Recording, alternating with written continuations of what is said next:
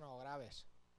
Que no pasa nada. Ayer perdimos en fútbol 11, no pasa nada. Mañana va a ganar Frontenis, vamos a ganar el fútbol sala y el lunes os quiero a todos en el baloncesto. Chillón, ¿estás más feliz o no? Seguro. No pasa nada, ¿eh? Venga. Vale. No pasa. ¿El ajedrez cómo va? Bien. No, ganamos ajedrez. Frontenis ya estamos en semis. Ping-pong, de verdad. Vamos para adelante, no nos vengamos abajo. Veo mucha tristeza. Y mañana vienen todos los colegios mayores de España aquí. Van a comer aquí y luego va a haber after work. Ligar un poquito, no pasa nada. Y pensar que, y ahora voy a hilar fino, que donde estáis vosotros, jugando al fútbol, jugando al baloncesto, ligando, en los años 90 hubo un colegial como vosotros, que se llamó, porque murió, Fernando Buesa. Fernando Buesa estuvo donde vosotros, estuvo sentado donde vosotros, estudió su carrera en el Pío XII y, por un servicio a España, en un partido, él militó en un partido, en el Partido Socialista, junto con su escolta, fue asesinado.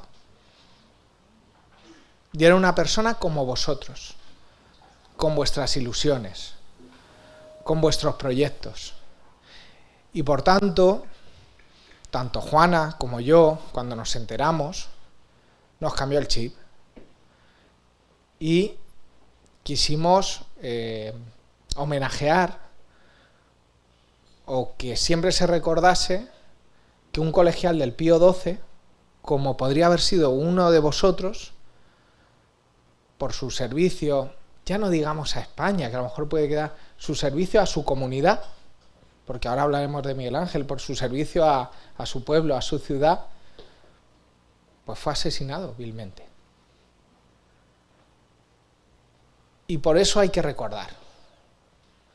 Y por eso hoy os doy las gracias a vosotras, gente valiente, y lo he dicho, cuando he conocido a Marimar, y a Juana le ha pasado, se nos ha puesto la piel de gallina. Yo tenía 9 años, 11 años, y fue mi primera manifestación a la que fui. Fue mi primera manifestación, no me manifesté ni por la vivienda, y recuerdo en Albacete, yo soy de Albacete, ir en silencio. Y con 11 años, cuando te pintan las manos de blanco, piensas que es un juego. Y en ese momento, que ahora os contarán, no quiero... que a mí se me caían las lágrimas y ahora me estoy emocionando. Yo estaba pintándome las manos de blanco y era porque había un chico joven que tocaba la batería, que lo habían secuestrado. Es lo que yo tengo en la cabeza. Luego ya te vienen imágenes de lo que ha pasado, pero que no entendía nada. Y os puedo asegurar que Albacete no se podía mover nadie, Albacete. Pero veía en la televisión y era toda España. Entonces hoy tenemos la gran fortuna, la gran suerte, que tenemos a dos mujeres valientes con una historia muy triste, pero con una historia, para mí, y aunque esté mal decirlo, con esperanza. Porque si estamos hoy en día recordando esto y haciendo esto, es porque hay esperanza. Y porque hay esperanza de no olvidar. De no olvidar a esos héroes. A esos héroes, a esas familias. Porque al final, los que somos católicos, sabemos que los héroes están en el cielo y están arriba. Pero quedan las familias. Yo siempre digo, hay que rezar por las familias. Hay que estar con ellos. Y vuestra historia y vuestro trabajo es digno de admiración por todo lo que hacéis diariamente. Y lo estábamos hablando, ahora que estamos hablando. Ha habido una película Infiltrada, se ha puesto de moda, un discurso. Pues tenemos que ir a verla. Y tenemos que recordar. Y hay muchos más documentales que me van a pasar. Yo ya les pasé algunos, no el de hoy no, porque lo vamos a ver aquí. Pero yo les pasé algunos. Y de verdad, solo puedo daros las gracias daros las gracias por vuestra entrega, por vuestro trabajo diario, y que ojalá esto no sea algo espontáneo, o sea, que no sea raro que se hable de la memoria y de la historia de España. Os doy la palabra y muchísimas gracias por estar con nosotros.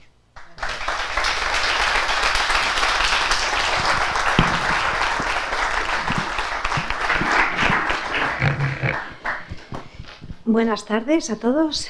Encantada, director, subdirectora, agradecidísimas de tener la posibilidad de charlar con vosotros y de compartir una historia que marcó la vida en España.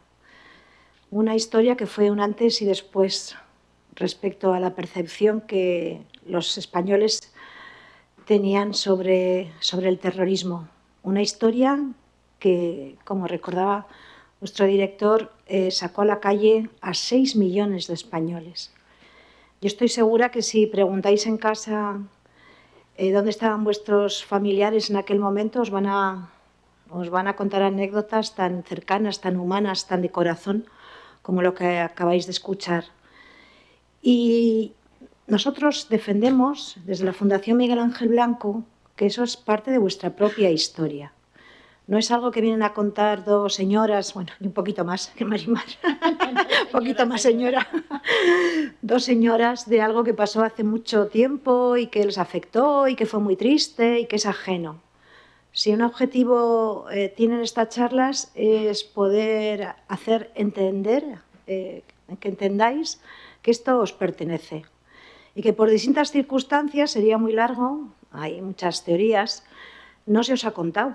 No se os ha contado porque existía la urgencia de derrotar policialmente al terrorismo, porque había mucho miedo, porque la gente no quería hurgar esas heridas, porque luego por fin los cuerpos y fuerzas de seguridad del Estado, los jueces, los fiscales, los policías valientes, las víctimas del terrorismo, entre todos, cada uno desde su puesto, conseguimos derrotar a esta banda, a ETA, que causó 856 víctimas mortales, 3.000 heridos, amenazados, exiliados y a otras bandas terroristas que han existido en España.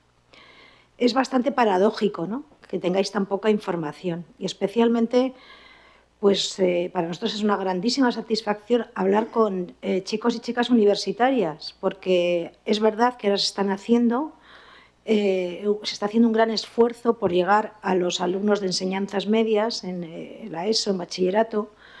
Se están formando a profesores, yo misma participo en formación a profesores para que lleven a las víctimas a las aulas y, bueno, pues hay algo más de lo que había antes.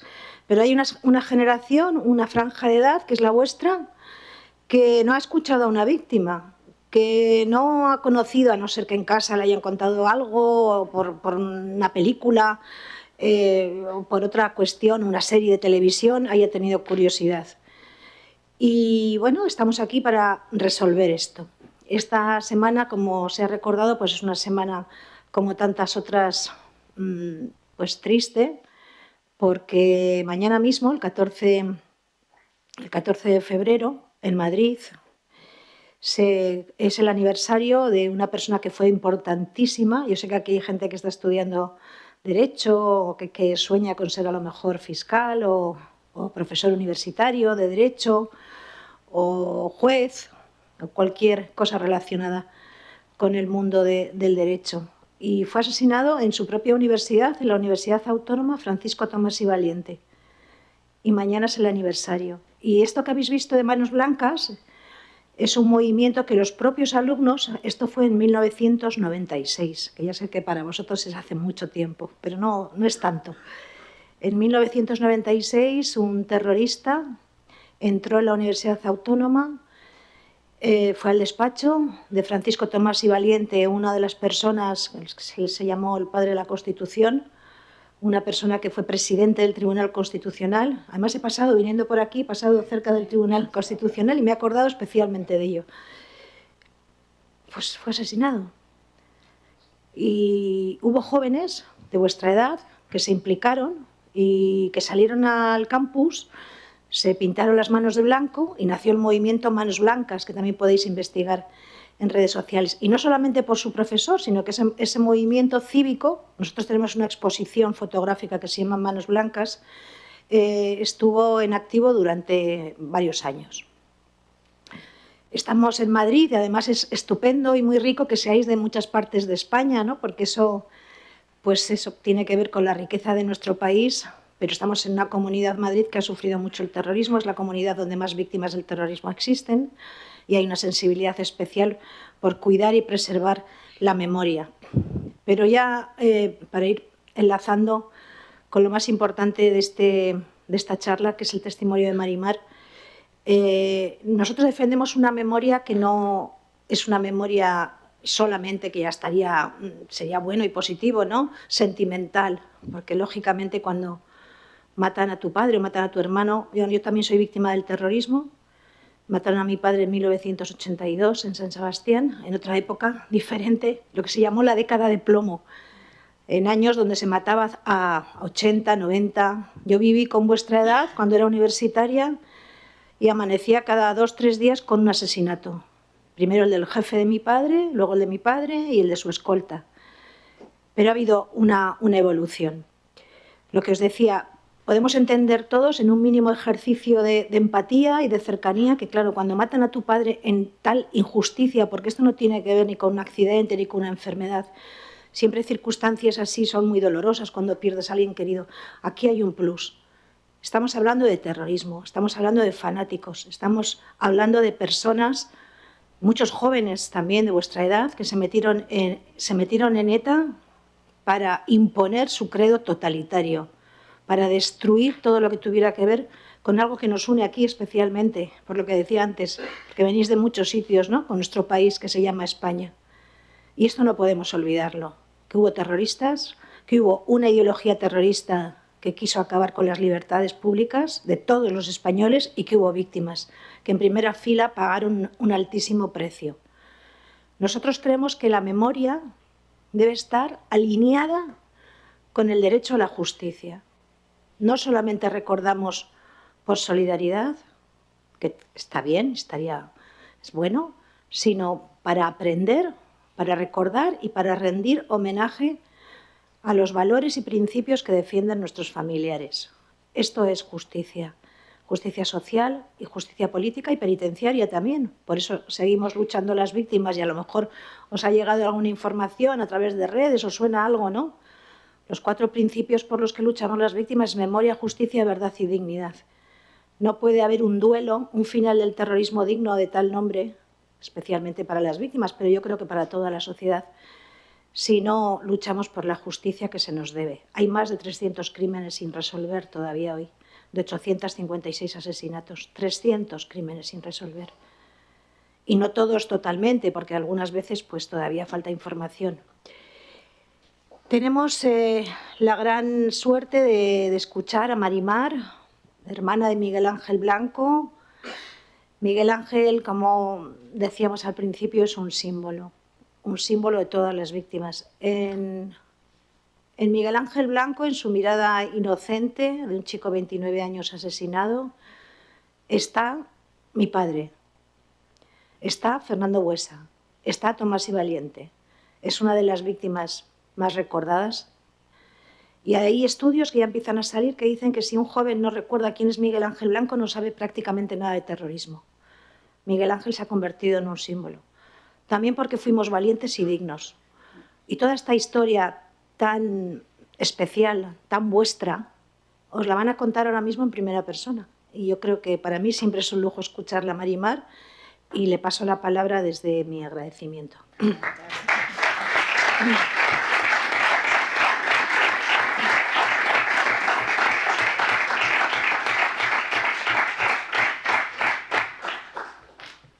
Bueno, pues muy buenas tardes, querido director, subdirectora. Muchísimas gracias por acogernos con este cariño y, sobre todo, algo muy importante en estos tiempos, gracias por dar voz a las víctimas del terrorismo en un foro como es un colegio mayor, con estudiantes, con jóvenes, que, como muy bien ha explicado Cristina, pues es que sabéis muy poco de lo que ha ocurrido hasta prácticamente antes de ayer.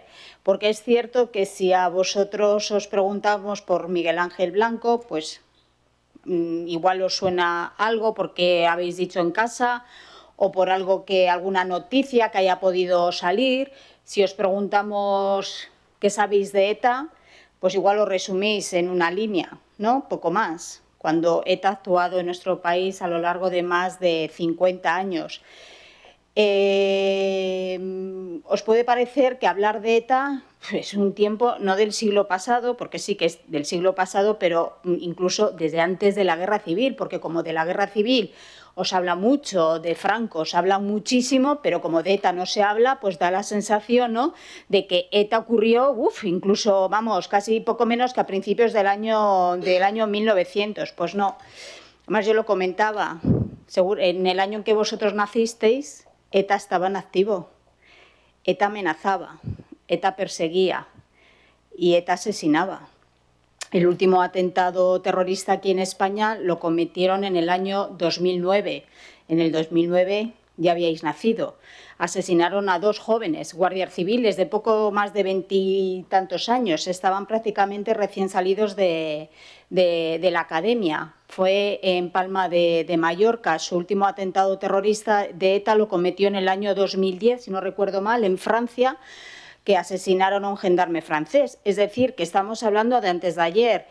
El otro día, no sé si habéis visto la película de La Infiltrada. Si no la habéis visto, de verdad que os animo a verla, porque os va a situar de lo que realmente sufrieron y padecieron los cuerpos y fuerzas de seguridad del Estado, y aparte os va a poner en contexto de lo que fue el día a día nuestro, el de Cristina, el mío, el de su padre, el de mi hermano, en unos momentos, porque esto se alargó desde los años 80, era horrible, los años 90 era horrible, y vais a ver a la perfección cómo era el día a día de la gente inocente que simplemente quería vivir y que simplemente quería, bueno, pues defender sus ideas de manera libremente, que es lo que hacéis aquí vosotros, tanto en el Colegio Mayor como en la universidad, como en vuestras ciudades, como en vuestras casas, con vuestras cuadrillas de amigos. Es decir, pues algo tan normal como es defender una ideología o poder hablar con total libertad de algo que vosotros queréis defender o que queréis opinar,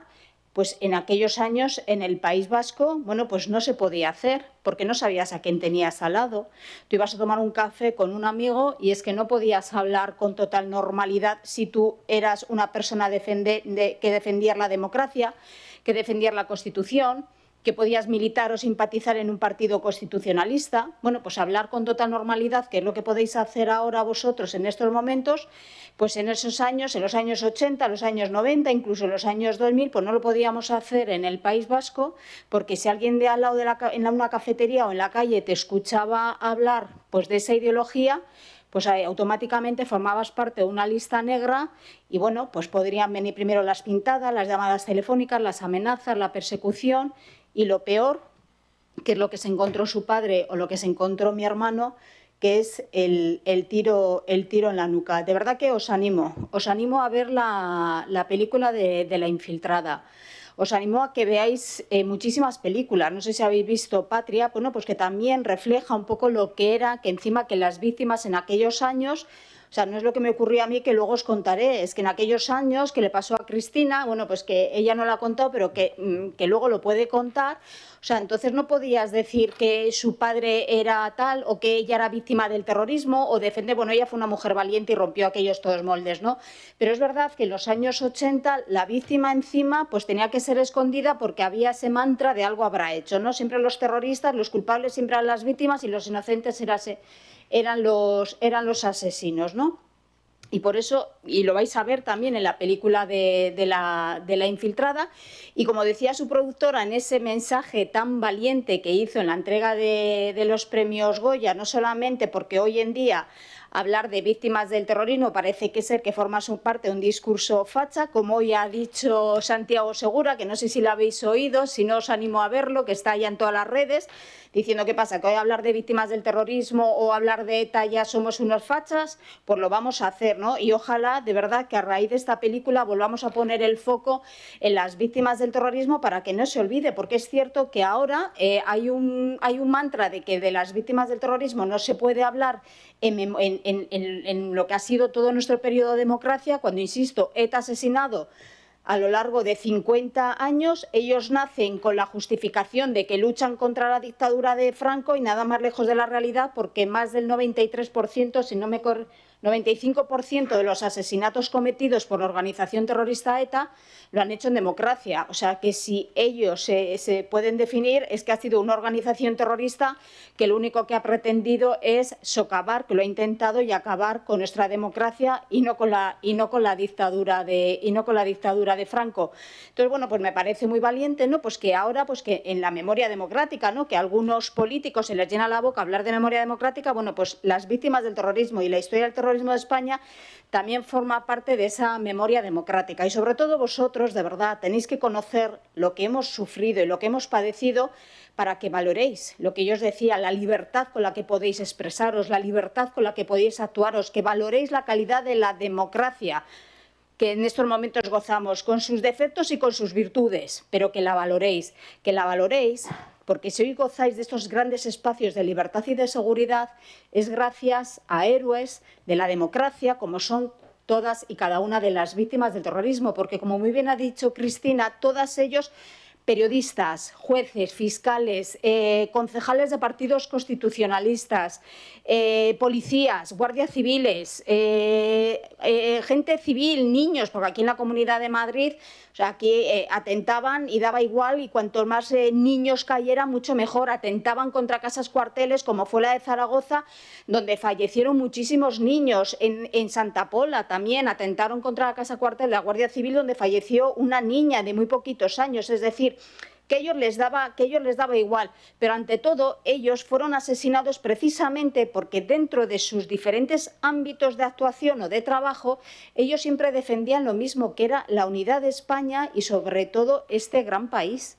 Por lo tanto, de verdad que esto debería de ser algo obligatorio para que lo conozcáis, para que lo valoréis, y sobre todo porque es una frase, bueno, pues que esto se utiliza mucho. Y lo dicen los supervivientes del Holocausto, dicen que ellos quedan ya muy poquitos, entonces dicen que ellos lo tienen que contar, porque una vez que cuentan su historia, quienes estáis escuchando, es decir, ahora vosotros formáis parte y sois testigos ya de lo que hemos vivido, porque nosotros, bueno, pues vamos cumpliendo años y nos iremos yendo, pero vosotros tenéis que quedar para seguir contando, ¿no?, a las futuras generaciones, pues de lo que desgraciadamente este país ha sufrido por muchísimas organizaciones terroristas. Pero no hay que obviar que la principal, sin lugar a duda, ha sido la organización terrorista ETA, una organización que ha causado 853 víctimas del terrorismo, más de 2.000 heridos, muchísima gente amenazada, perseguida. Cristina fue una de las personas que en los años 80 no se cayó, alzó la voz, fue amenazada y tuvo que salir del País Vasco porque si no su vida corría peligro, simplemente por decir soy víctima del terrorismo y simplemente por posicionarse en contra de la organización terrorista ETA, y porque cada vez que había un atentado terrorista, Cristina, que fue una de las que organizó la primera asociación en defensa de las víctimas y contra el terrorismo, bueno, pues salía en las calles de San Sebastián a manifestarse en contra de los asesinos, de los terroristas y a favor de las víctimas del terrorismo. Vaya delito, ¿eh? Vaya delito. Bueno, pues por eso Cristina fue amenazada, fue perseguida y se tuvo que marchar del País Vasco y venir a Madrid si quería salvar su vida. Pero sobre todo tenéis que saber la historia, porque a pesar de que es cierto que ETA anunció su desaparición o su disolución en el año 2018, hemos conseguido derrotar policialmente a la organización terrorista ETA. Desde luego han sido muchísimos años lo que nos ha costado, pero hemos conseguido derrotarles. pero desgraciadamente su ideología sigue estando muy presente en las instituciones y por eso tenéis que conocer quién es ETA, hoy representado en un partido que supongo que sí que, porque eso es más actual, os sonará, es Bildu. Bildu está representado en el Parlamento Vasco, está en el Congreso de los Diputados, está en el Senado de España, está en muchísimos municipios del País Vasco y también de Navarra. Bildu son los herederos de Herri Batasuna, que era el brazo político de ETA, eran los que le hacían el trabajo pisando alfombra, que es como se suele decir, unos utilizaban las pistolas y otros utilizaban las alfombras para defender lo mismo que era la ideología totalitaria del terrorismo. Hoy siguen estando presentes. Hoy Bildu sigue utilizando el mismo discurso que utilizaba cuando ETA estaba en activo, porque hoy Bildu, tenéis que saber que Bildu no reconoce su pasado, no condena su pasado, no reconoce a las víctimas del terrorismo como víctimas inocentes que son, porque ellos siguen con su vieja teoría de que ETA existía porque había bandos enfrentados, es decir, como si en los años 80, 90 y 2000 en el País Vasco y en Navarra y en el resto de España pues existiera una guerra civil de bandos enfrentados que se mataban unos a otros y nada más lejos de la realidad. Tenéis que saber y conocer la historia porque Bildu, ese partido que está en las instituciones públicas, bueno, pues en las últimas elecciones municipales llevó en sus listas para posibles concejales en diferentes municipios del País Vasco y de Navarra a 44 personas condenados por terrorismo, muchos de ellos con delitos de sangre que habían cumplido, sí, su condena, pero con delitos de sangre. Hoy el jefe de Bildu es una persona llamada Arnaldo Otegi, que eso igual me imagino que igual os puede sonar más, bueno, pues que es una persona condenada por pertenencia a organización terrorista ETA. Entonces, tenéis que conocer, porque no es algo del pasado que ya no exista, es que desgraciadamente lo seguimos teniendo en las instituciones y tenéis que ver que cuando Bildu habla sigue defendiendo la ideología por la cual asesinaban a tantos y tantos inocentes, insisto, entre ellos a su padre y entre otros a mi hermano Miguel Ángel Blanco. Mi hermano era una persona, como se ha dicho aquí, de 29 años. Él había estudiado en el País Vasco, había hecho económica. Su gran pasión era, bueno, pues como muchos de vosotros, jugar al fútbol y tocar algún instrumento que me imagino que a alguno de vosotros, bueno, pues os gustará. Bueno, pues mi hermano tocaba la batería en un grupo. Con esto, ¿qué quiero decir? Que mi hermano era una persona normal, concejal del Partido Popular de un pequeño pueblo del País Vasco, Ermua, que ahora puede ser más conocido sobre todo por vuestros padres y vuestros familiares, a vosotros no os sonará tanto, de un pequeño pueblo de apenas 16.000 habitantes, bueno, pues que decidió entrar en política, bueno, pues como mi hermano, como muchos de vosotros, que ante cualquier cosa, bueno, pues podéis, oye, defender vuestras ideas. Por mi hermano dijo, pues oye, yo soy de un partido constitucionalista y quiero defender las ideas, quiero ser concejal de mi pueblo porque quiero trabajar, bueno, pues para ayudar a mis conciudadanos, a mis vecinos y a mejorar el día a día de un pueblo como Ermua. Y mi hermano, bueno, pues en el año 1992 decide afiliarse al Partido Popular con apenas 27 años y formar parte, bueno, pues de un partido constitucionalista. Había otros que se afiliaban al Partido Socialista. Mi hermano decidió afiliarse al Partido Popular. Entonces, ya en los años 90, la organización terrorista ETA había puesto el foco en los cargos públicos de los partidos constitucionalistas. Así como en los años 80, como decía Cristina, raro era el día en que no poníamos el telediario y la noticia era nuevo atentado terrorista. En esos momentos, en los años 80, ellos pusieron mucho el foco en asesinar a guardias civiles, a policías nacionales, a militares, y ya en los años 90 empezaron ya, bueno, pues más el tema de los periodistas, el tema de los cargos públicos, porque ellos tenían un objetivo que era aniquilar, exterminar a toda aquella persona que no pensara como ellos. Yo por eso que muchas veces cuando a mí me preguntan, es que me estás contando eso y a mí me recuerda un poco a la Alemania nazi, es que en el fondo hicieron la misma práctica que los nazis. Los nazis querían aniquilar a todos aquellos que no eran pues esa raza aria, no todos blancos, rubios y con ojos azules.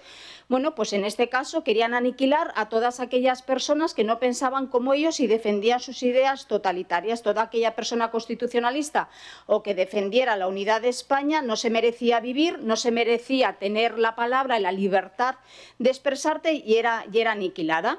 Y eso fue lo que comenzaron en los años 90. 90, como les molestaban los partidos constitucionalistas, pues empezaron a asesinar a cargos públicos. Mira, se acaba de cumplir ahora 30 años del asesinato de Gregorio Ordóñez. No sé si os suena algo, habéis oído estos días de la noticia. Si no, os animo también, que se ha hecho un documental muy interesante donde además participa su hijo, que debe ser más o menos de vuestra, bueno, un poco más mayor, ¿no? Pero bueno, veintitantos años. Y Gregorio Ordóñez era una persona muy valiente, que no se callaba, decía las cosas a la cara, decía las cosas de una manera muy natural, muy sencilla. Hay una frase que a mí me encanta, entre otras muchas que se puede decir, decía que con Herri Batasuna, hoy Bildu, para que vayáis asimilando lo que era una cosa y la otra, decía que no había que hablar absolutamente nada, que con ETA no había que negociar absolutamente nada, ni siquiera el color de los barrotes de la celda. O sea, con eso quiero decir que no sabía que sentarse ni negociar, ni hablar, ni dialogar absolutamente nada con aquellos pues que lo único que perseguían era la amenaza, el asesinato de personas inocentes.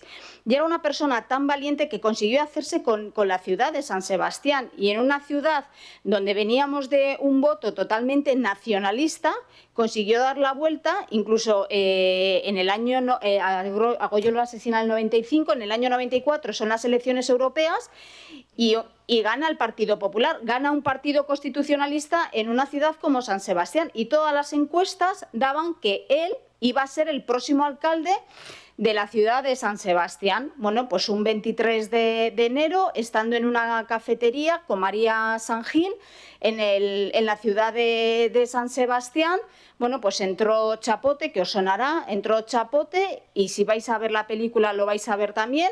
Entra Chapote y directamente con una pistola se acerca y le pega 2 tiros a Gregorio Ordóñez. Esta era la forma de actuar en los años 90 contra los cargos públicos, porque como no les interesaban que los constitucionalistas pudieran tener cuotas de poder, pues ¿qué pasa? Pues no peleo en las urnas, ¿no? o en los parlamentos contra esas ideas, no, directamente cojo una pistola y le pego 2 tiros y uno menos.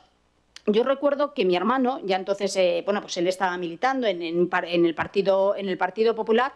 Le recuerdo perfectamente cómo él fue a ese funeral a San Sebastián, y cuando volvió, mi madre, pues como es lógico, le dijo: Miguel Ángel, piénsatelo, porque además ese año, estamos hablando en enero, en mayo del año 95, se iban a celebrar las elecciones municipales en las que mi hermano se iba a presentar para ser elegido concejal de su pueblo. Y yo recuerdo que mi madre, que le dijo: Miguel Ángel, piénsatelo, ETA está poniendo el foco ahora en los cargos constitucionalistas, yo tengo mucho miedo, es lógico, ¿no? Ten cuidado y tal. Y yo recuerdo perfectamente, como de verdad, como si estuviera aquí hablando con él, que él dice, Amá, o sea, si antes estaba convencido de dar este paso, ahora estoy todavía mucho más. Es que no nos podemos callar, es que no podemos bajar la cabeza, tenemos que dar un paso al frente.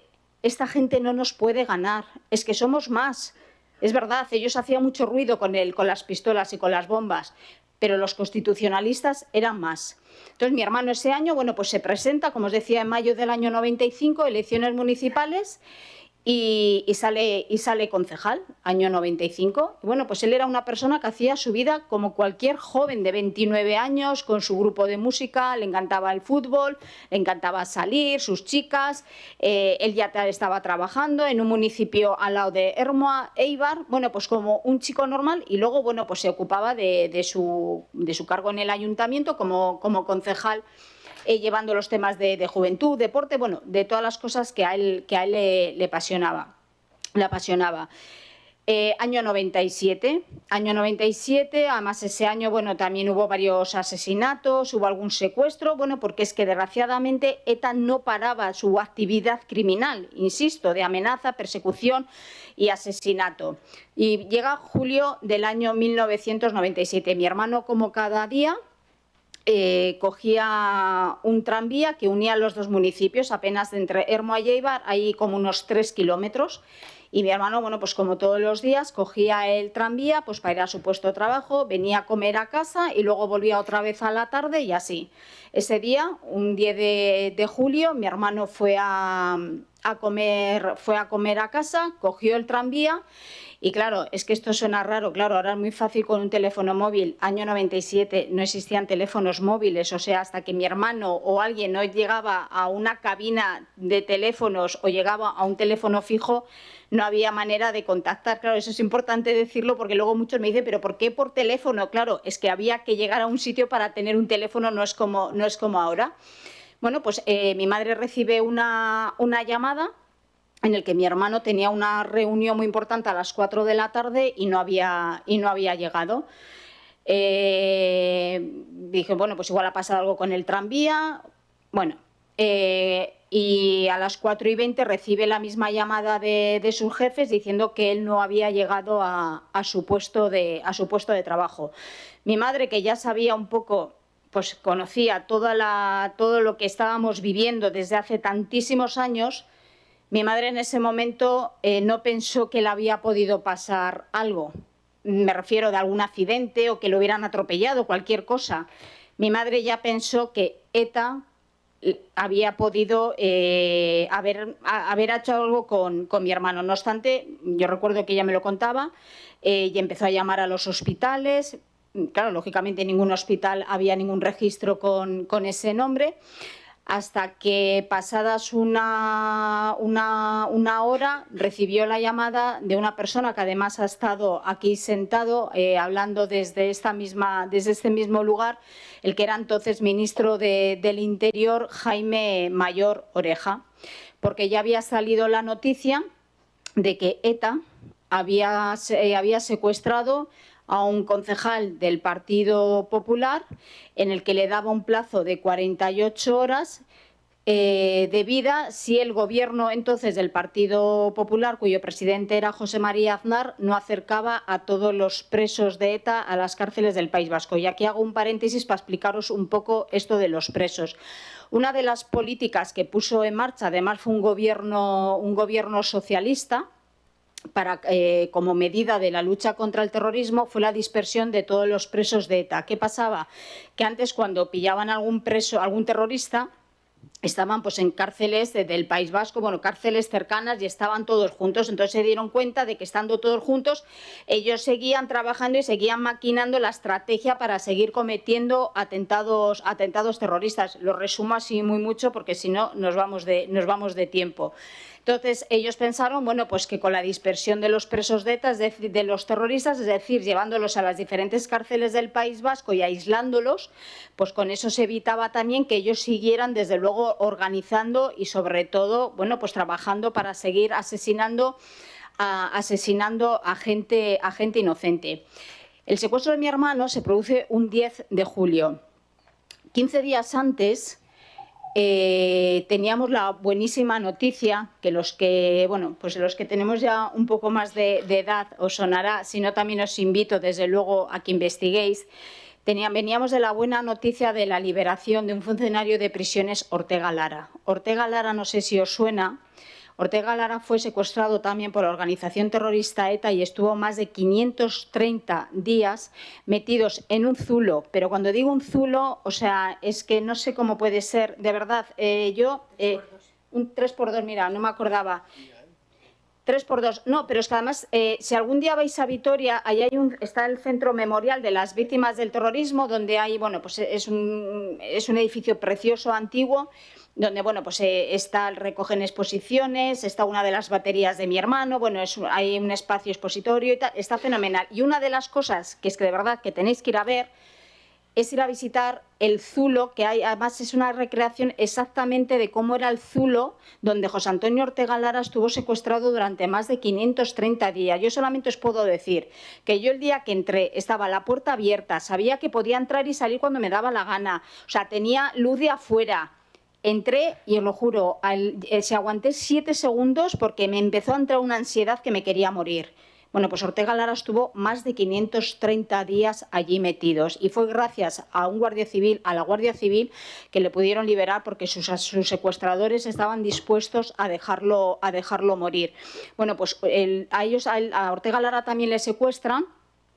También exigiendo al gobierno que acercara también a todos los presos de ETA y que pusiera fin a la dispersión de todos los presos. Yo recuerdo además que mi hermano, yo no estaba porque entonces estaba fuera en el extranjero estudiando, pero recuerdo como mi madre me contaba que mi hermano con esa noticia se alegró muchísimo, como la inmensa mayoría de los españoles, que cuando habléis con vuestros padres y le preguntéis recordarán esa fecha, la liberación de Ortega Lara y el asesinato de mi hermano, es verdad, pero la liberación de Ortega Lara porque fue una noticia que desde luego lo celebramos todas las personas de bien, y os animo a que veáis imágenes porque os puede recordar a cualquier persona de los judíos en cualquier campo de concentración, o sea, porque era una persona súper delgada, o sea, de verdad que os animo a que lo veáis.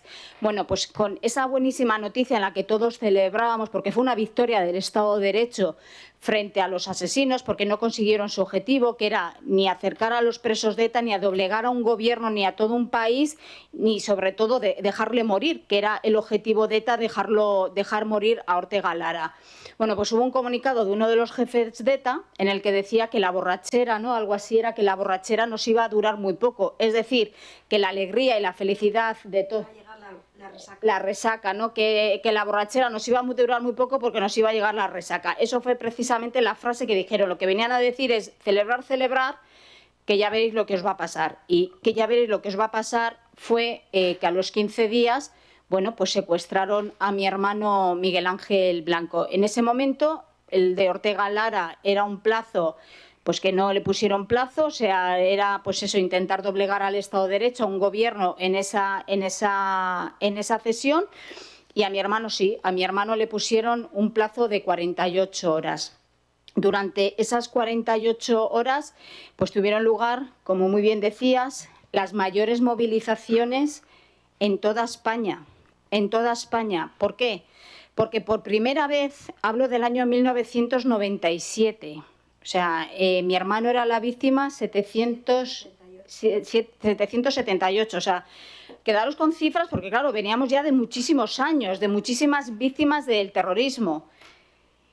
Y la gente se movilizó porque, como decía Cristina, por primera vez, parece mentira, nadie, incluso en nuestra tierra, ni en el País Vasco, ni en Navarra, donde, insisto, se culpabilizaba muchas veces a la víctima por ser policía, guardia civil, la típica, no, era un chivato, cuando no sabían decir que era un chivato, o era no sé qué, o amigo de un chacurra que eran los guardias civiles, o sea, siempre había alguna justificación.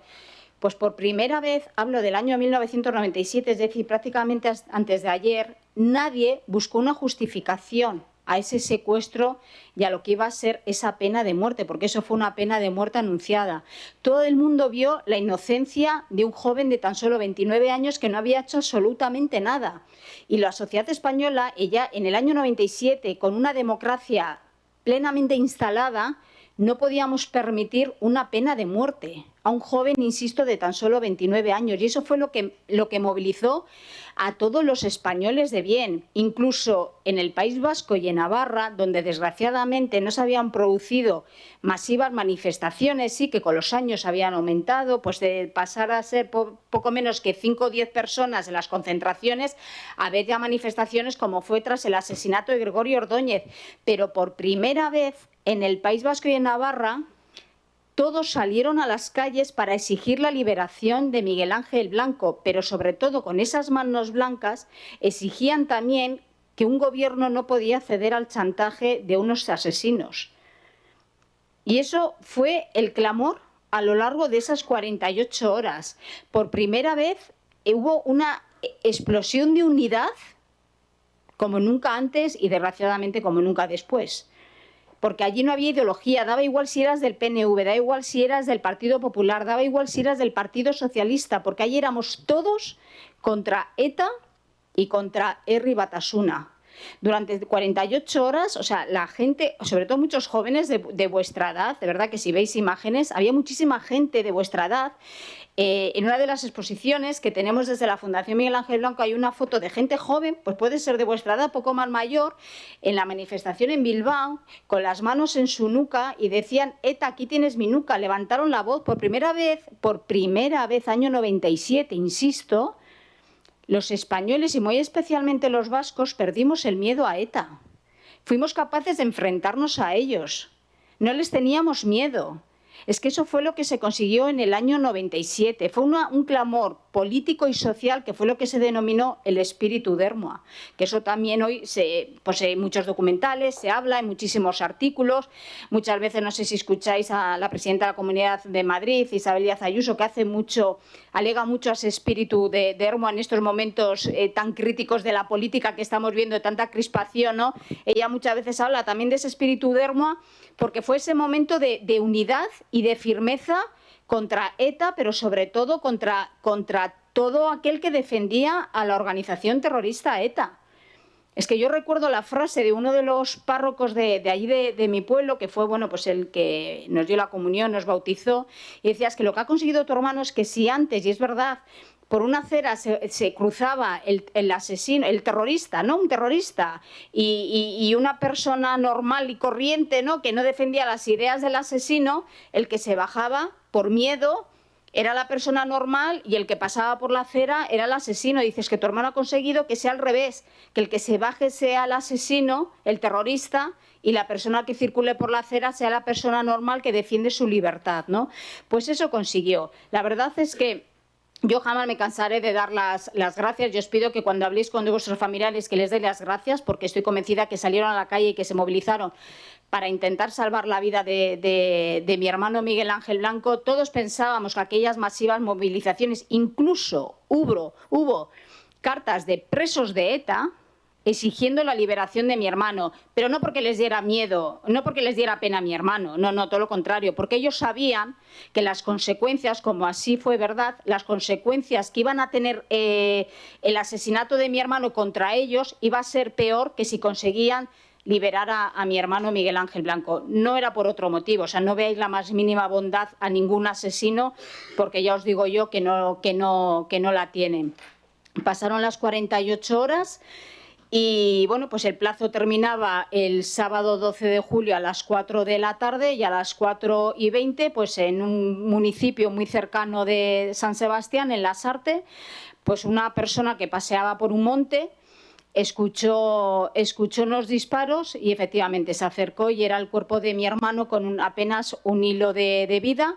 Mi hermano le secuestró Chapote, le secuestró su pareja Irantzun Gallástegui, que están en la cárcel, y otro tercero, Geresta, pues que ese se quitó la vida, pero fue Chapote el que no se sabe nunca dónde estuvo, porque son muy valientes con pistolas, pero cobardes cuando se ven en una pecera me refiero, que es donde están en la Audiencia Nacional, jamás dijeron dónde lo tuvieron, pero lo debieron de tener cerca, pero lo sacaron como un verdadero perro porque le hicieron arrodillarse en un monte y fue Chapote con sus manos quien le sujetó la cabeza para darle 2 tiros en la nuca.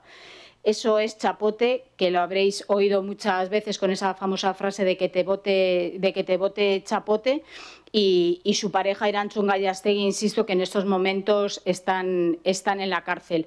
Las manifestaciones que tuvieron lugar, es verdad, en Albacete, en cualquier provincia, en cualquier pueblo, a mí me mandaban fotos de verdad, o sea, el día que apareció mi hermano herido de bala, aguantó hasta la madrugada del sábado al domingo 13 de julio, pero falleció.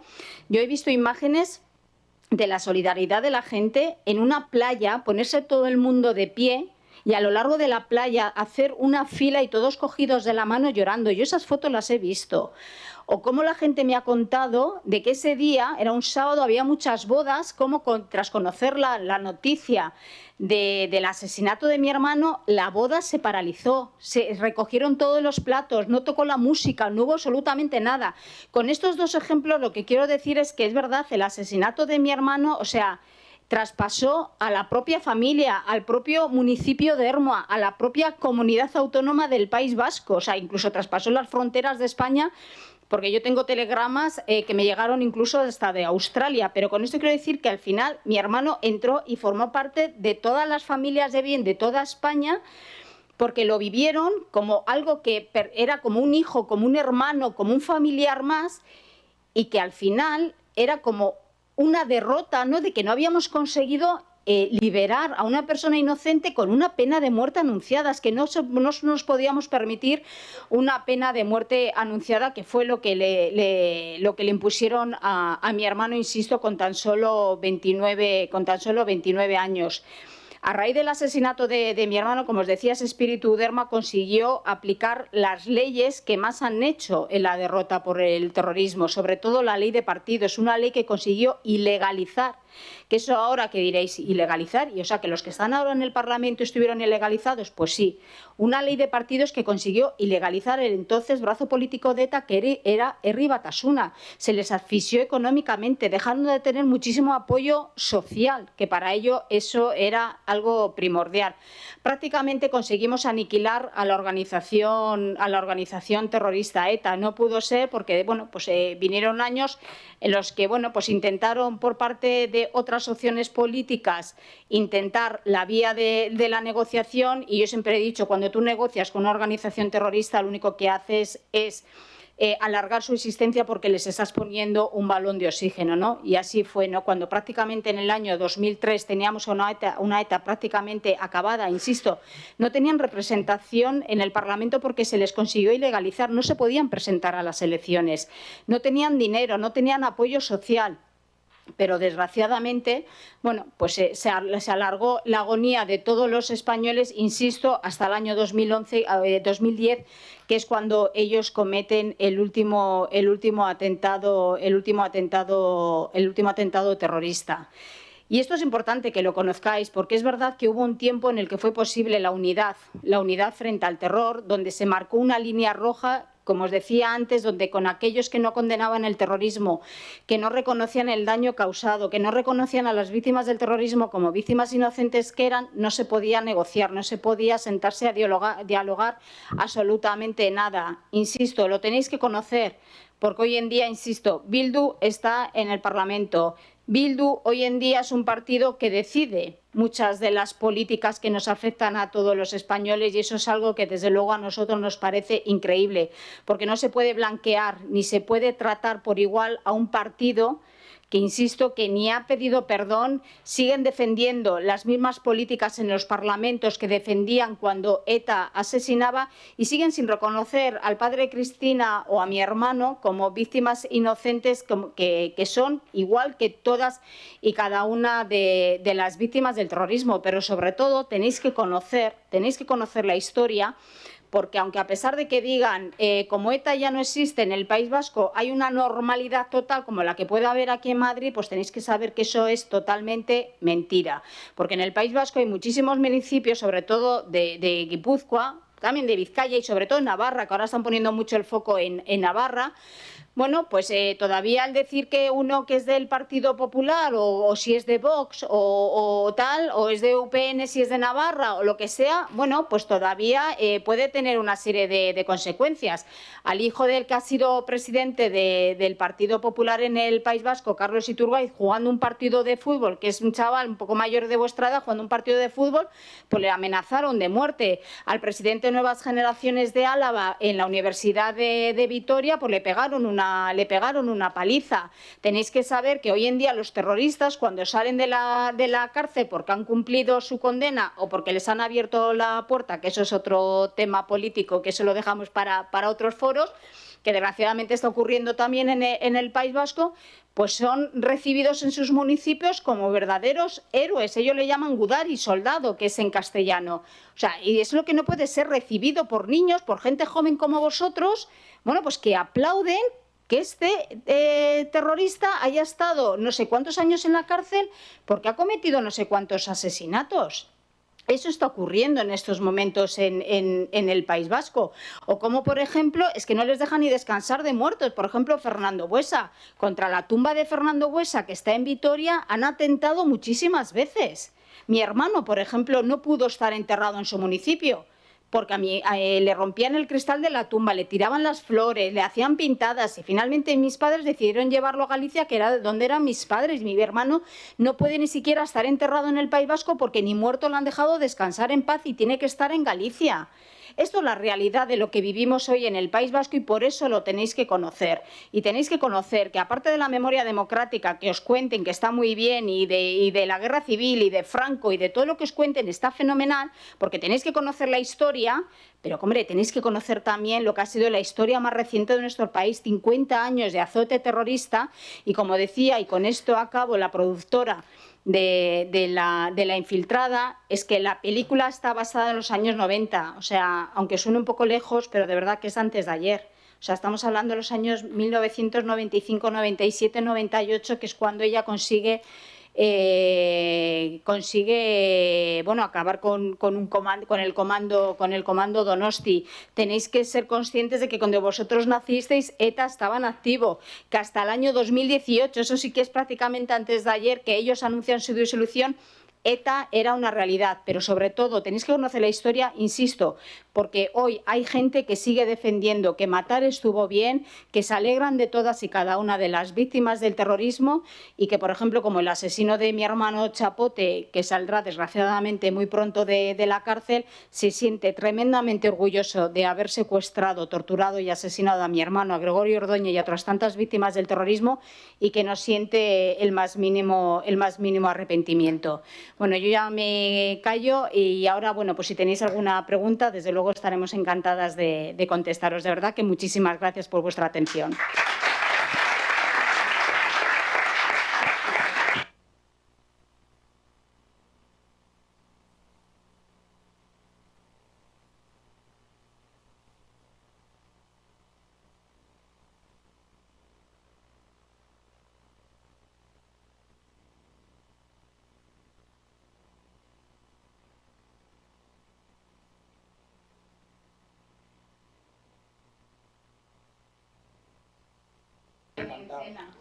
No, nosotros prisa ninguna, ¿no? Si tenéis preguntas ya o pasamos a ver un documental que son 10 minutos. Sí, que si pasamos el documental, que es un resumen de lo que ha contado Marimar para que veáis imágenes y lo que se vivió en aquellos días.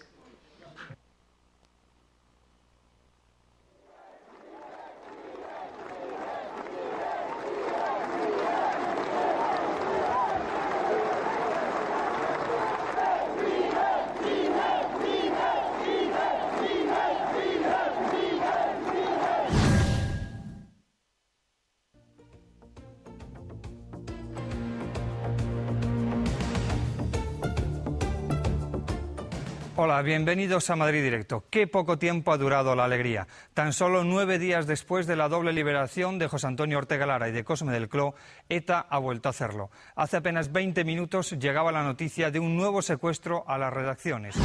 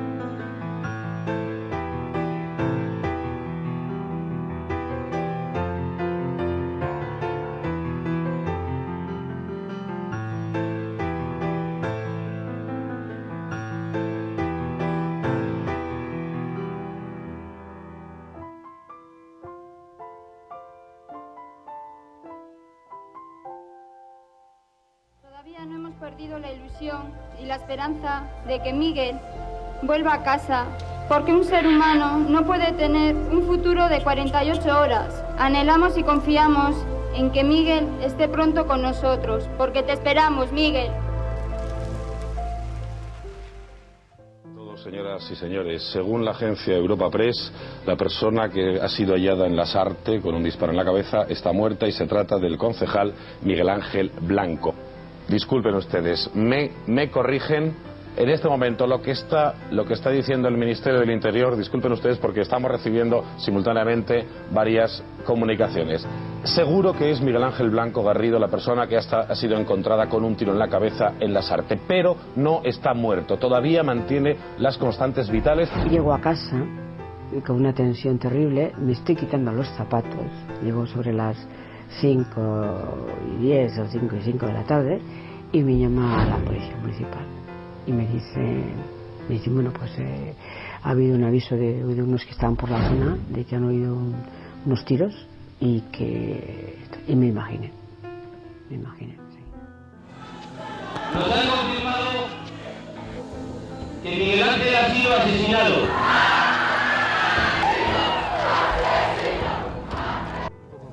La única información segura que os puedo dar es que está vivo. Tiene un tiro en la cabeza, sin orificio de salida, está muy grave y en coma.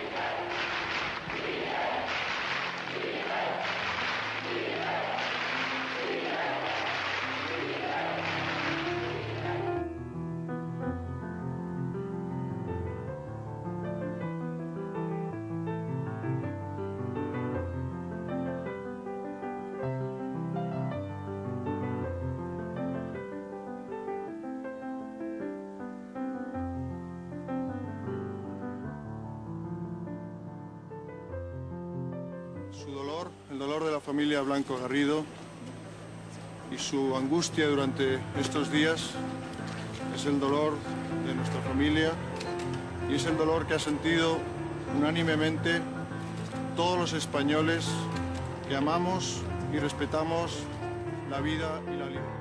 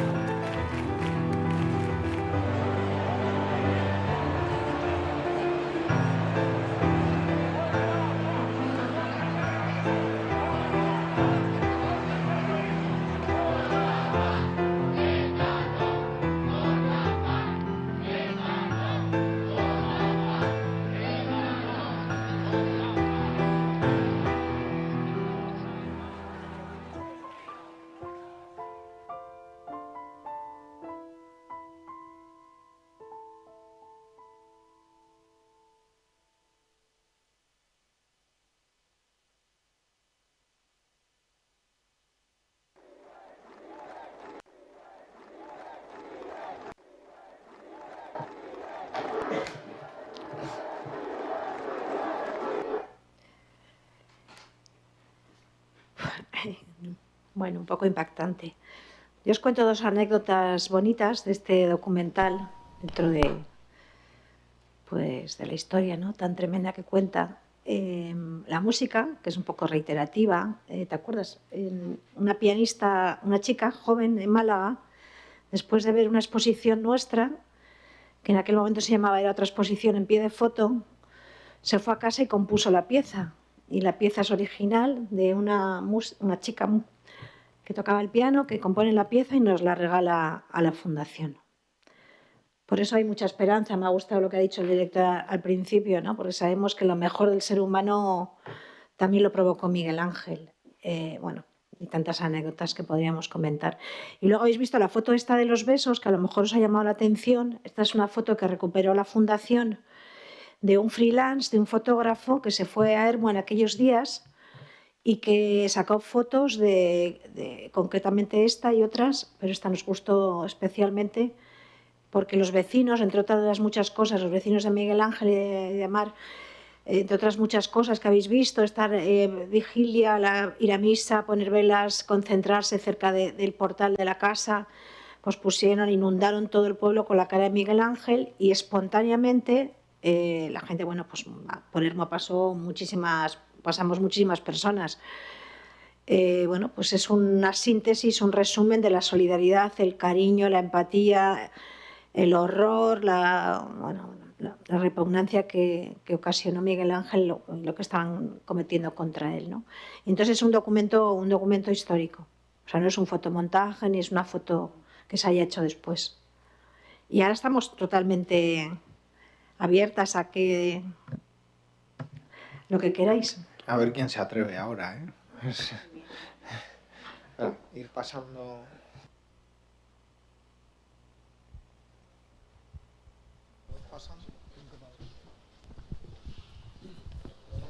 ¿Se escucha? Vale. Sí, mi nombre es Juan Diego, vengo de Huelva y muchísimas gracias lo primero por esta labor de divulgación e información que hacéis. Tanto. Yo hago ingeniería eléctrica y electrónica en la Universidad Politécnica de Madrid. Os quería preguntar, ya dado lo que habéis contado, ¿cómo creéis que la gente sigue votando a Bildu? ¿Cómo creéis que ese partido todavía sí se sostiene? Y continuando con mi pregunta, ¿qué rango de edad, porque me imagino que se podrá saber, vota más a Bildu? Digamos, ¿dónde tiene su núcleo duro?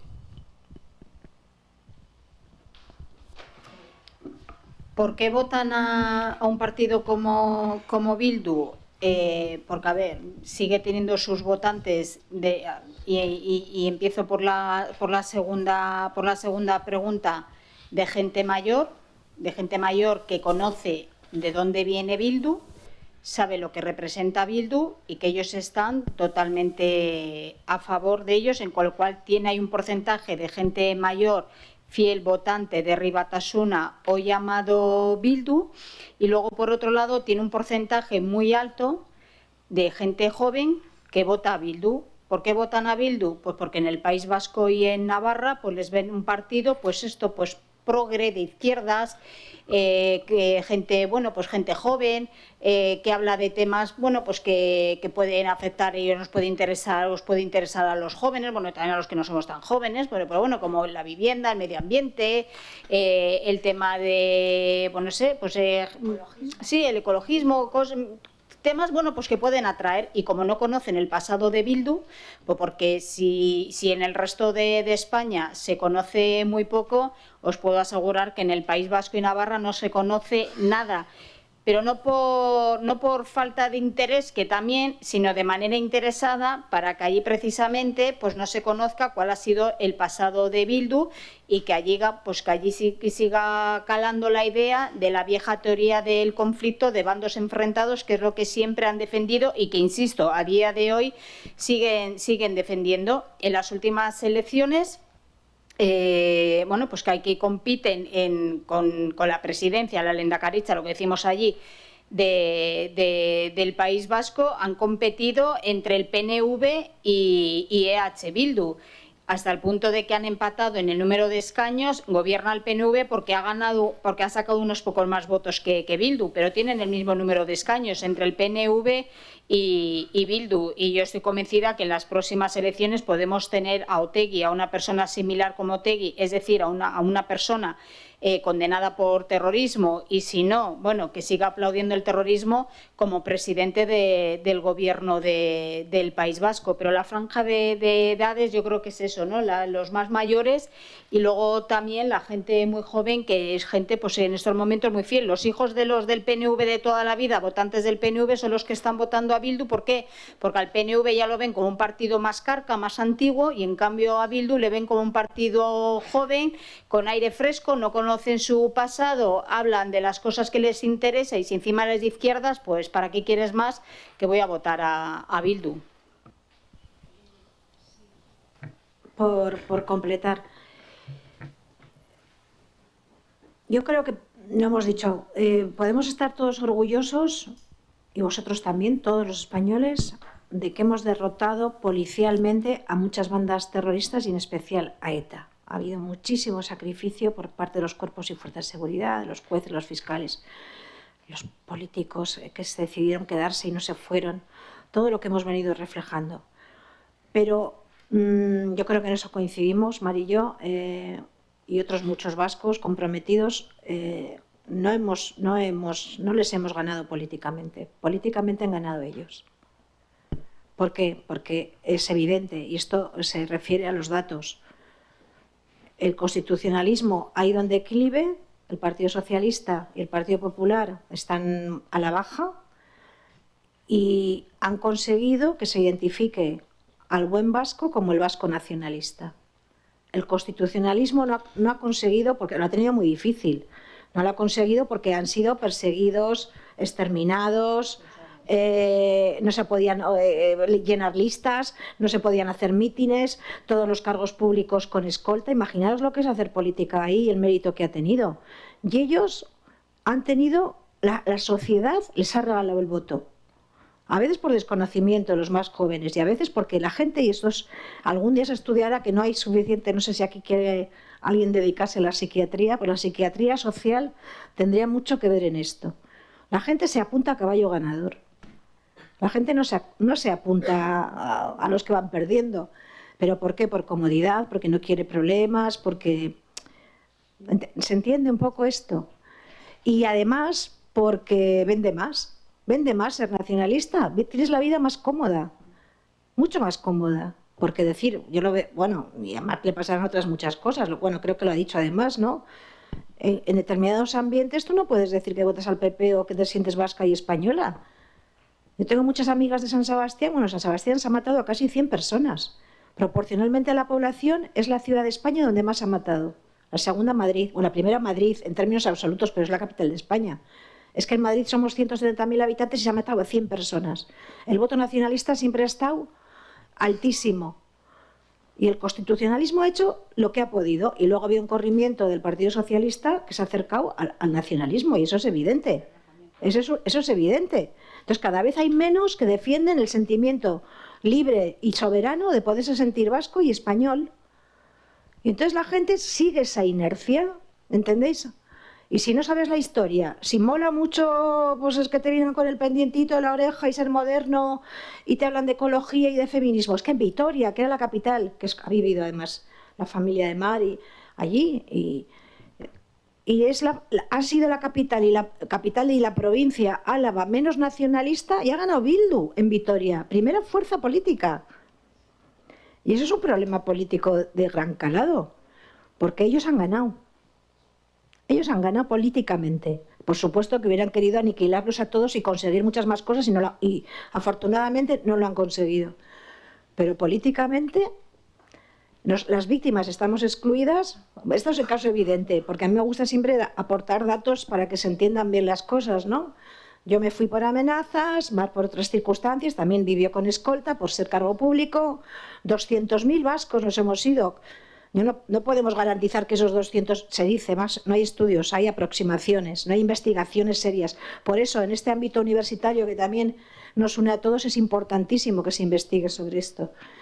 Se habla de 200, otros estudios 100 y pico, que nos hemos ido por amenazas, por la presión del nacionalismo que no nos ha dejado respirar. A veces hasta la muerte, ¿no? En algunos casos. Claro, ¿qué podemos pensar? Y esto es una conjetura, por supuesto, que esas personas que nos hemos ido votábamos. No podemos garantizar que todos votaban al 100% no nacionalista, pero pero muchísimos. Entonces, el terrorismo ha sido efectivo políticamente. Es verdad, es que la violencia es efectiva. No conseguirá todo lo que quiere conseguir. Entonces, claro, ha habido como lo dice Cayetana, que lo dice también, jugar con el tablero invertido, ¿no?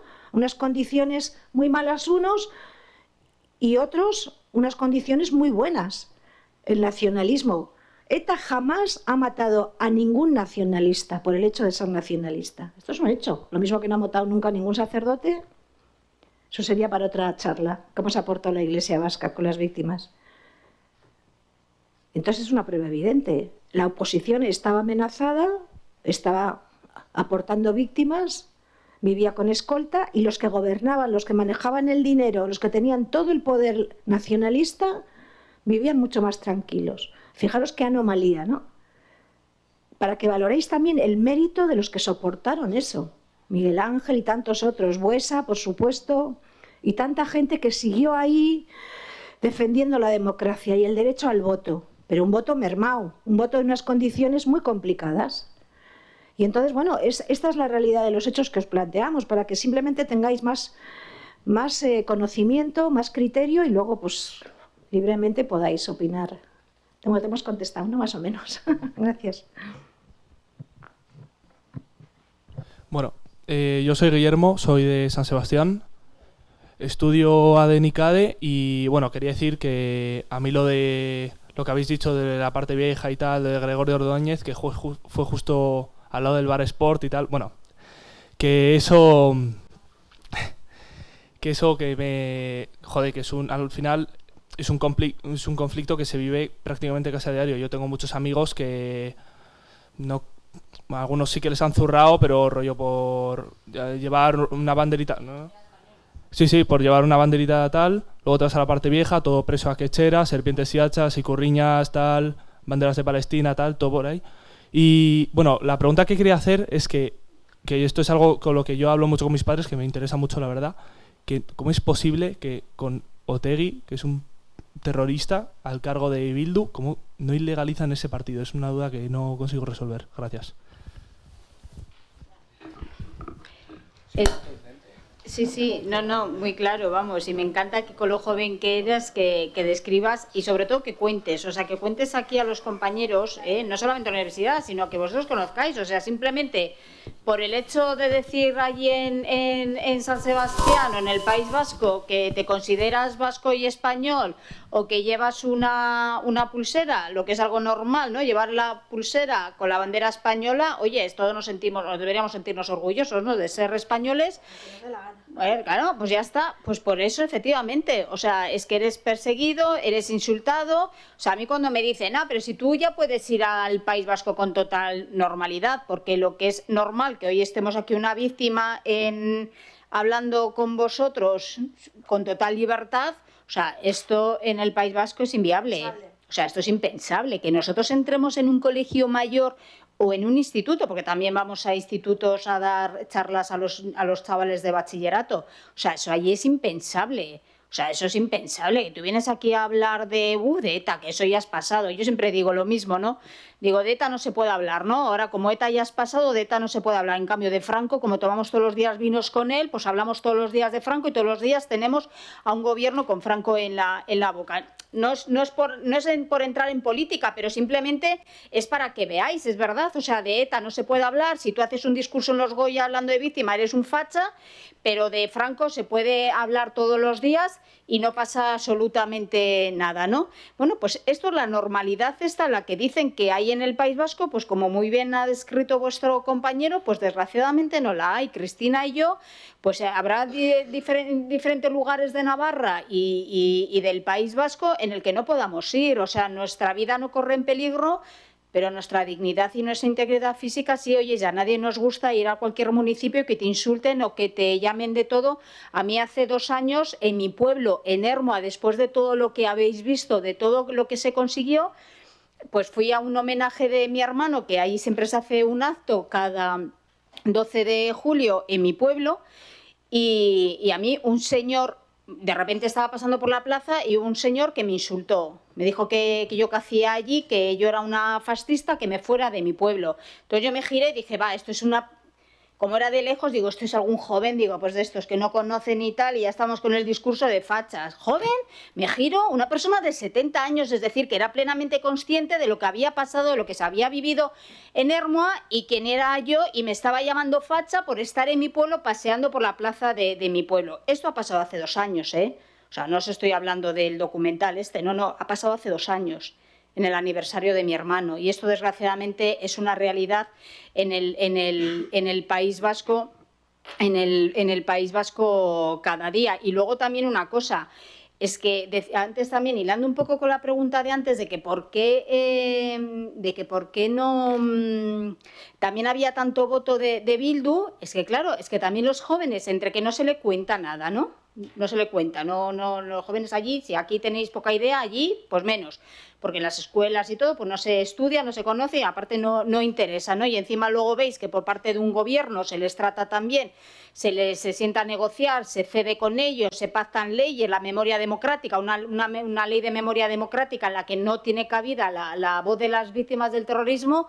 Pues oye, los jóvenes en el País Vasco también muchas veces dirán, oye, pues tan malos no habrán sido cuando ahora se les trata tan bien, o tuvieron su justificación en los años 80 y 90 para haber cometido los asesinatos, pues porque ahora se les trata tan bien, ¿no?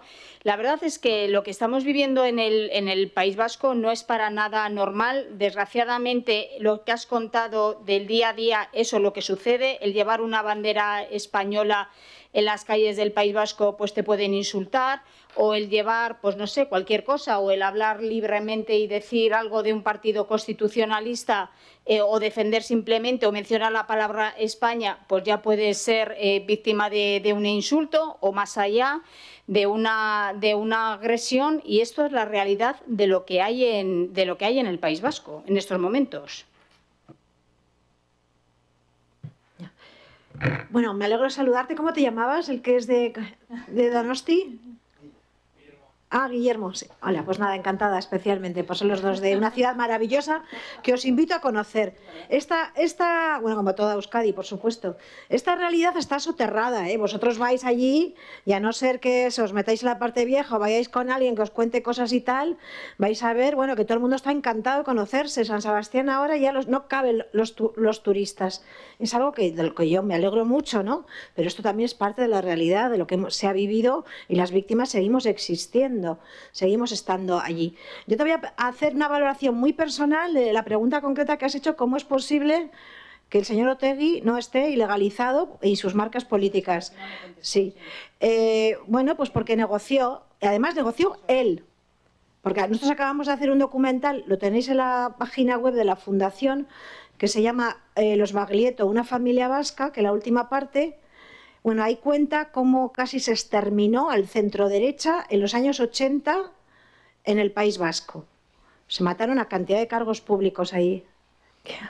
¿Que ha salido una foto? No, que no han enfocado ahí. Ah, vale. Y entonces ese documental, al final, bueno, que además que lo puedo decir claramente porque está escrito en libros. O sea, ha habido periodistas valientes que han contado esta historia y el propio Partido Socialista también lo ha contado. Quiero decirte que no estoy descubriendo la pólvora mojada. Se sentaron en una mesa, Eguiguren por parte, era el máximo responsable del PSOE en Guipúzcoa, y el señor Otegi. Se sentaron, además en los años de los que hemos hablado, cuando estaba el Pacto por las Libertades, después de Miguel Ángel Blanco, 2000, 2001, 2002, bueno, además de tapadillo, y se pusieron a negociar cómo acabar con el terrorismo. Y bueno, puede decir, bueno, pues eso está bien, pero nosotros creo que está clara la línea de que nosotros estamos en contra de la negociación. Imaginaros, como víctimas, ¿cómo vamos a estar? Los terroristas que ponen encima de la mesa para negociar nuestro dolor, el asesinato de nuestros familiares. Y ahí podemos discutir, serían conversaciones muy amenas, porque uno puede pensar, bueno, pero habrá que acabar de alguna manera, algo habrá que hacer. La política es el reino de lo posible, no de lo perfecto. Bueno, podríamos estar en esa situación y conversando. Nosotros estamos absolutamente en contra. Y entonces el señor Otegi, bueno, pues por supuesto que era el jefe del brazo político de ETA, terrorista que secuestró personas, que colaboró con ETA, ¿qué pidió? La legalización. La legalización. Y eso tuvo un proceso no rápido ni sencillo, y se llegó a que, bueno, sin olvidar que estaban, como ha dicho estupendamente Mar, estaban derrotados policialmente. O sea, también hay mucha información sobre el número de comandos que se detuvo, el gran esfuerzo de las policías, todo lo que se había conseguido. Estaban, nada, en la cuesta, vamos, estaban ya como... Entonces les dieron una salida con una estrategia que algunos dicen de largo alcance para terminar, y la realidad está dando la razón, para terminar pactando con ellos y conseguir el poder. Hubo como una especie, en vez de acercarse al Partido Popular, ¿no? Se está viendo ahora, yo no sé, eso también es la realidad, ¿no? Marcar otra línea divisoria. La línea divisoria con Miguel Ángel Blanco fue todos unidos en contra de los terroristas, y tanto el nacionalismo como el Partido Socialista terminó negociando con ETA porque quiso encontrar otras mayorías para gobernar. Y esa es la historia. La historia concreta es porque hubo un proceso de legalización a cambio de que lo que quedaba, que era casi nada de la ETA que mataba y ponía bombas, se disolviera. Esa es la historia de vuestro país también. Resumida, muy resumidamente, porque hay muchos factores y muchos momentos, avances, retrocesos y tal. Entonces, claro, pues ya una vez legalizados, a por el poder. ¿Qué pensáis que podemos sentir las víctimas, especialmente las víctimas vascas, con el escenario posible, más que posible, de que el señor Otegi sea pues jefe de la comunidad autónoma, el Endacari, o el presidente de la comunidad autónoma vasca? Yo lo dejo ahí. Bueno, ¿vas a hacer la última pregunta? ¿Seguro? Sé que tenéis, pero es que nos tenemos que ir. Esto lo siento, chicos, pero es que es muy tarde. Pablo, perdóname. Vamos a hacer la última y luego nos hacen una última reflexión, ¿vale? Y antes de la pregunta, que va a hacer, yo tengo que pedir disculpas y para que veáis lo que es la memoria, alguien que ha estado muy vinculado, porque hemos hecho un cartel, es verdad que venimos con la Fundación Miguel Ángel Blanco, pero yo no conocía la historia de tu padre. No, pero es importante. Entonces, yo quiero, lo puedo poner en Google, pero quiero saber cómo se llamaba tu padre, me gustaría saberlo. ¿No? Y a qué se dedicaba y por qué fue asesinado, para luego haremos un cartel y ponerle en su sitio donde tenemos aquí nuestro ciclo. Gracias. Y pedirte disculpas por mi poca profesionalidad, porque no lo he... No lo he visto. Disculpas ninguna, porque yo me siento reflejada en Marimar, en la historia, en Miguel Ángel, y para mí ha sido una de las mejores cosas de mi vida, que haber podido defender la memoria de Miguel Ángel Blanco y la de todas las víctimas del terrorismo a lo largo de muchos años. Bueno, mi padre se llamaba Enrique Cuesta, estaba casado, tenía 2 hijas, yo era la hija mayor, tengo una hermana que en aquel momento tenía 14 años, yo en aquel momento del asesinato tenía 20 y mi padre era directivo, delegado de Telefónica en Guipúzcoa. Y a lo mejor diréis, ¿un delegado de Telefónica asesinado? Pues sí, asesinado, porque la empresa se llamaba España, con eso os digo todo. Bueno, ha habido también otro de los colectivos que ha sido muy castigado por el terrorismo, ha sido todo el mundo empresarial. Ha habido muchos secuestros a empresarios, ha habido 79 secuestros por parte de ETA, muchos de ellos con contraprestación económica. Y en el caso de mi padre, bueno, pues porque representaba los intereses empresariales españoles en el País Vasco. Habían matado a su jefe, mi padre y mi madre, claro, muy valientemente, en vez de coger y irse, le ofrecieron irse a Zaragoza, pues decidió quedarse. Mis padres decidieron quedarse. Y yo os puedo decir, así la confianza esta que nos une ahora, que estuve muy enfadada con aquella decisión, porque claro, me entró una idea en bucle, que es lógica. Si nos hubiéramos ido, por qué no nos fuimos, porque nos han destrozado la vida, nos teníamos que haber ido. Hasta que de repente un día, bueno, no fue así, pero para explicarme, me di cuenta que me habían transmitido un ejemplo de vida, que me habían dado el mejor tesoro, con un alto precio, claro, que era el de asumir la responsabilidad en la vida, el de ser valiente, tirar para adelante y decir, bueno, porque si no hubiera sido mi padre, como si no hubiera sido Miguel Ángel concejal, hubiera sido otro. Hubiera sido, en vez de Enrique Cuesta, pues Pepe Gutiérrez, ¿no? Sin embargo, asumió la responsabilidad junto a mi madre, por supuesto, ¿no? Y a mí eso pues me vale y me acompaña, y porque esto es una charla también de valores y han salido muchos. Gracias. Pues nos acordamos también de su padre.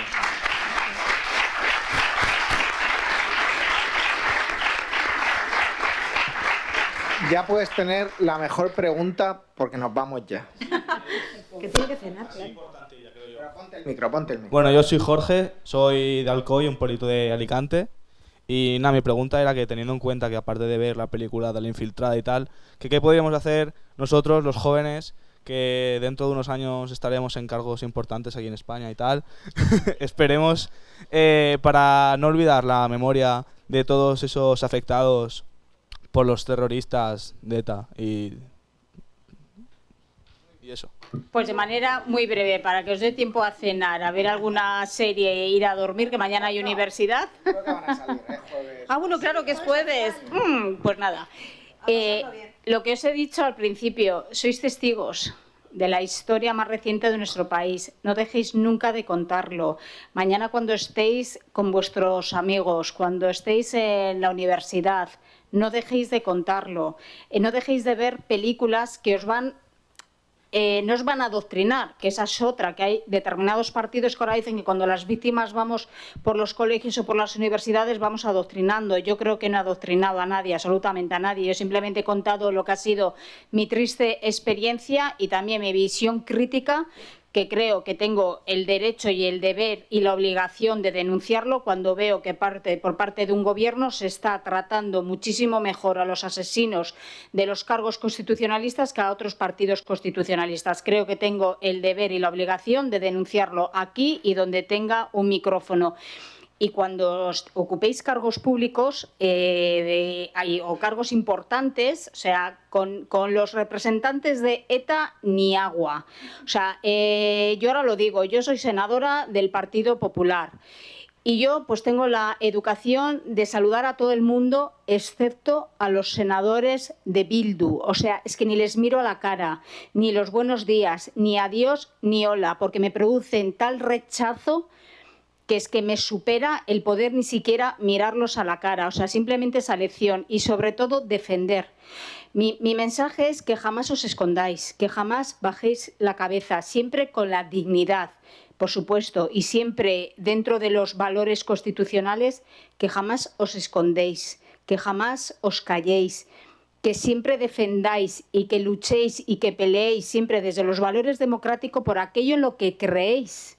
Que jamás os dejen las cosas que no os quieran contar o lo que sea, llevaros por malos caminos. No, vosotros siempre con la cabeza bien alta.